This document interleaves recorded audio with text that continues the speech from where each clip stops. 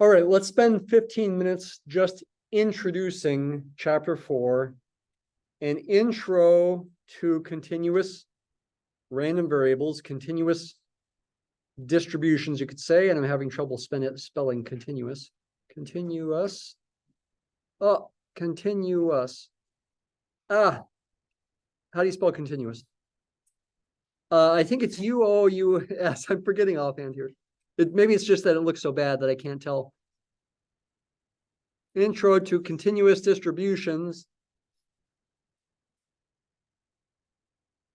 And this is basic enough that you should be able to do this on the exam, even though I'm not assigning you any homework ahead of time. Okay. What's the basic idea? First of all, X being a continuous random variable, and now I'm not going to bother trying to spell continuous. Continuous random variable means it can take on values along a continuum on the real number line. Any number in some interval takes on values over a quote unquote continuum. Should I try to spell continuum? Continuum. I think that's how you spell it. Continuum. Essentially an interval of real numbers, which includes all the rational numbers in the interval, fractions of integers, decimals that truncate or go on forever with a repeating pattern, and all the irrationals technically as well. However, this gets funny. Even though X can take on any value in an interval, the probability that it takes on exactly any given real value ahead of time is taken to be 0. There's no chance that if X can take on any value between 0 and 10, that it will turn out to equal exactly pi, for example. Because think about it. How could it possibly be exactly pi? Because it'd be 3.14159, blah, blah, blah, blah, blah, blah, blah. Forever and ever without a repeating pattern. How could you possibly know it equals exactly pi? At least as a modeling perspective, it makes sense to say the probability that it equals pi exactly would be 0. And in fact, that's true for any particular value of X. The probability that it takes on any particular value of X, any value X is 0. So how in the world can it be a probability model? You use it to model probabilities of X taking on values over intervals.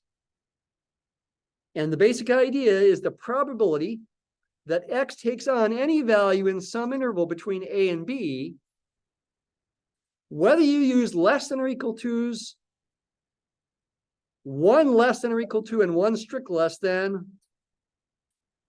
one strict than over here, less than over here, and then less than or equal to over here, or two strict less thans. These are all the same probabilities, and they all equal the integral of some function from A to B. And what do we call the function? We call the function little f of X. And what name do we give it? We call it a probability density function, not mass function. In this case, probability density function. This really is an honest to goodness PDF.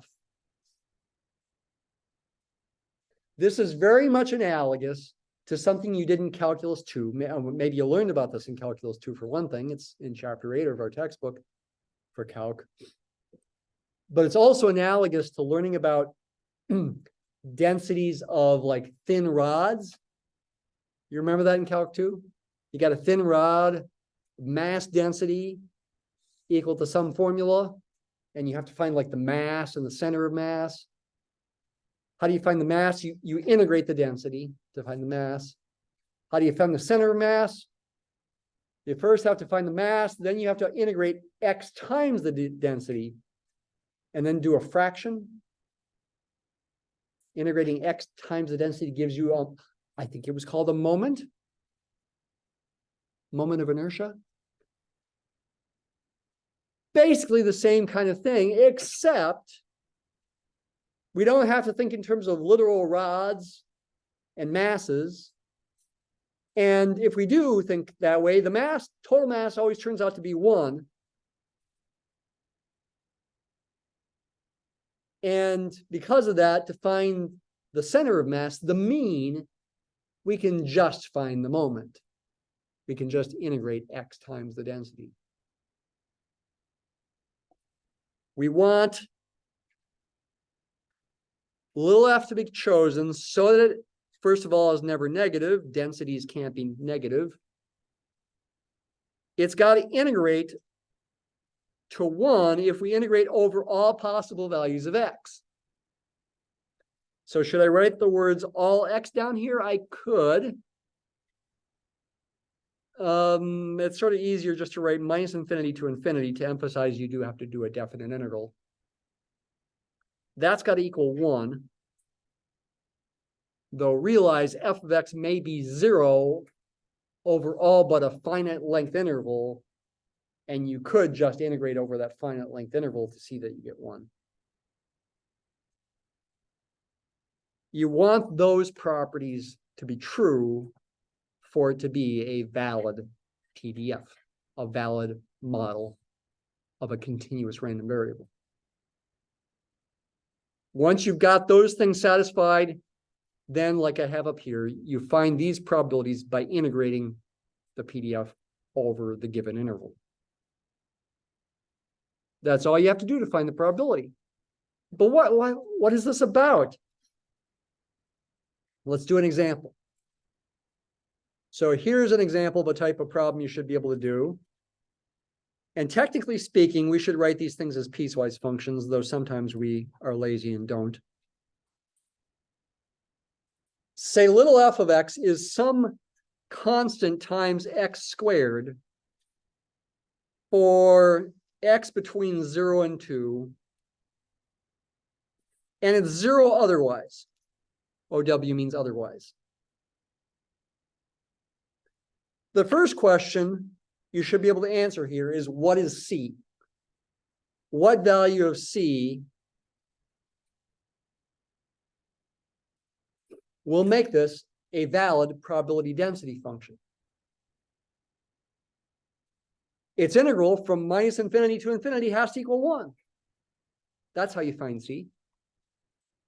It's 0 except on this finite length interval from 0 to 2. So it's good enough to just integrate it from 0 to 2.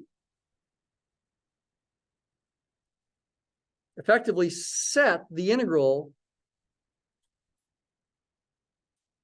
from 0 to 2 equal to 1 and solve for C. You should be able to do this. Solve for C. So that means we got to do the integral.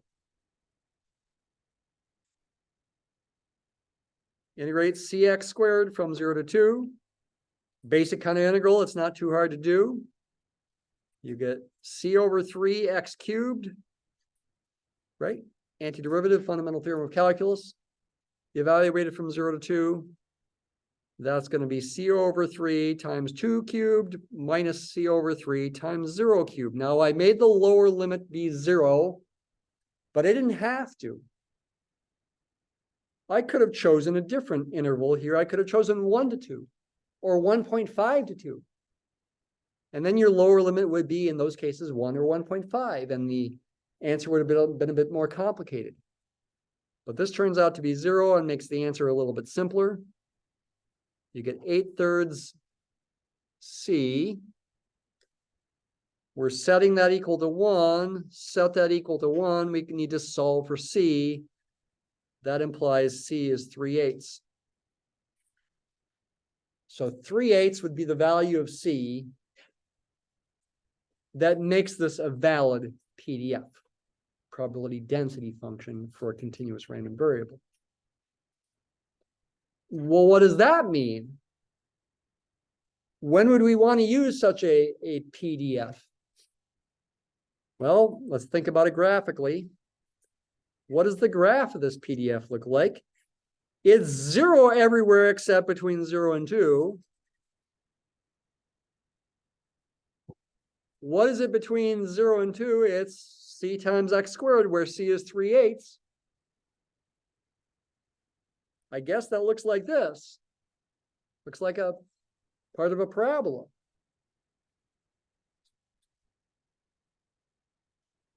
y equals 3/8 x squared, or x between 0 and 2. And I guess, because I'm saying less than or equal to is both here, this would be a closed circle here and an open circle down there. Is that a big deal? Not really. I could make that a strict less than 2 if I wanted to, and make that an open circle and make that one a closed circle if I wanted to. By saying an open circle, what I really mean is there's a missing point there. It's not literally a circle. Because it doesn't affect the value of the integral, so it doesn't really matter. What would you want to use? What kind of random variable would you want to use this for? A variable representing a continuous measurement that could be measured in theory, at least to an arbitrary degree of precision, like a length or an area or a volume. Those kinds of quantities can be measured to very high degrees of precision that are only limited by how good your measurement tool is, and amount of time. Those would be all examples of things that would be best modeled as continuous random variables. And this kind of PDF, since it's higher over here, close to 2, and lower over here, close to 0, would model such a variable that could take on values between 0 and 2, and more likely take on a high value compared to a low value, because the PDF is higher close to 2 than it is when you're close to 0. How high does the PDF get? Well, it'd be 3/8 times 2 squared. 2 squared is 4. 12/8 is how high it gets. And that's what, 1.5? That's how high the PDF gets, but that's irrelevant. That's bigger than 1, that doesn't matter. The area under the graph, the area here is 1, as we saw when we did the integral. And the probability in this setting that, for example, x takes on a value between 1 and 2 can be found, and you should be able to do this, by integrating the PDF from 1 to 2. What would you get? You would get 1/8 x cubed evaluated from 1 to 2. That'll be 8 over 8 minus 1 over 8, 7/8, or 0.875, a fairly high probability of being between 1 and 2. For this example. What else should you be able to do? You should be able to find the CDF, or not. It's a little tricky to find the CDF. Yeah, you should be able to find it. Capital F of x, as with discrete random variables, is the probability that capital X is less than or equal to the given number little x. That was true for the discrete random variables as well. I mentioned that when I first talked about CDFs, that this is always true. With discrete random variables, you have to compute this as a sum. With continuous random variables, you have to compute this as an integral. Instead of adding the PMF values, you integrate the PDF values. I'm going to make the variable for little f a dummy variable like t, and put a minus infinity to x here, to emphasize that when you compute the CDF, you should make the upper limit of the integral the variable. That happened with the summations as well in chapter 3. The little x was at the top of the summation when the CDF formulas were written down. You may or may not remember that. We can start the integral at 0 in this case and go to x, and the formula for the PDF, again, is 3/8, and if I use a t here, it'd be 3/8 t squared.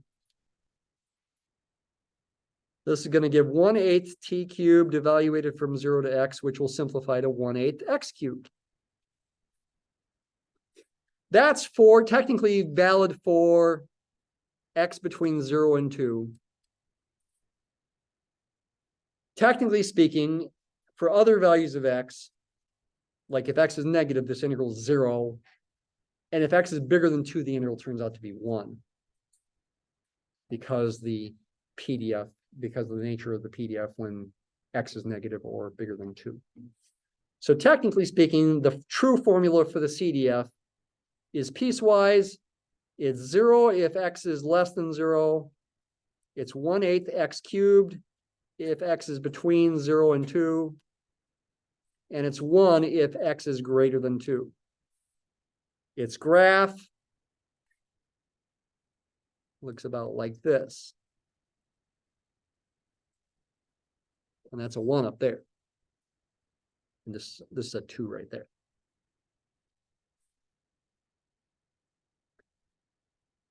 But this piece of the graph is not a quadratic, it's not a parabola, it's a cubic. Or it's hard to tell the difference.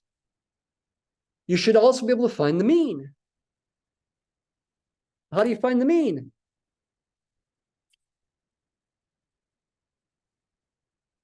The mean, the expected value of x, instead of adding x times the PMF, you integrate x times the PDF.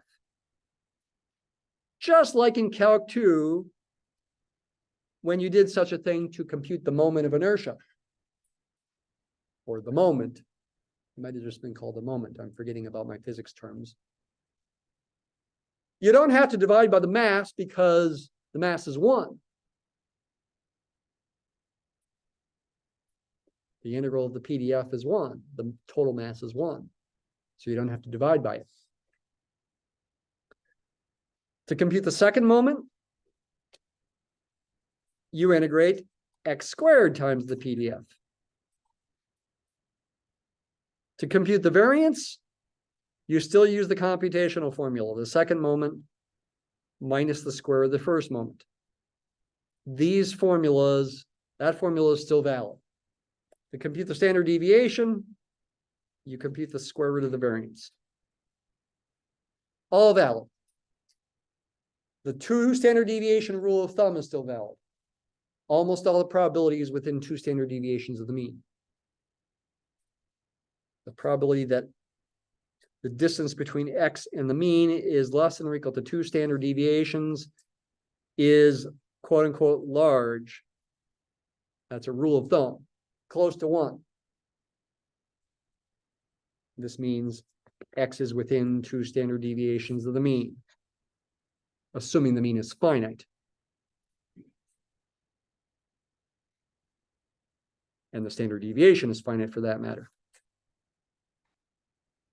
Which, in general, these things don't have to be finite. The PDF does have to integrate to 1. But these other integrals for the mean and the second moment, sometimes they don't converge. So they don't exist. The mean and the variance don't exist. Or sometimes the mean exists and the variance doesn't exist. That does happen. Sometimes in even useful models that describe reality. When they do exist, you can say this kind of thing. In general, these things can be improper integrals that might not converge. Okay, so these are all things you should be able to do from the beginning, first couple sections of chapter 4 for the exam. If you look later into chapter 4, what you end up seeing are special continuous distributions that have names. There's like a gamma distribution and a normal distribution and a chi-square distribution and an exponential distribution, or a bunch of names you'll see if you go past section 4.2. Don't. I mean, I won't stop you, but focus just on the first couple sections of chapter 4 as far as this exam goes. These ideas, these calculations are what you should be able to do. Even though I haven't assigned any homework, I'll keep it basic enough. You should be able to do it. I'm not going to give you any really hard integrals. You should be able to do basic integrals. Okay. Of course, you can always make example integrals that are really hard to do. I'm not going to do that. Okay. It's the basic ideas that I want you to know.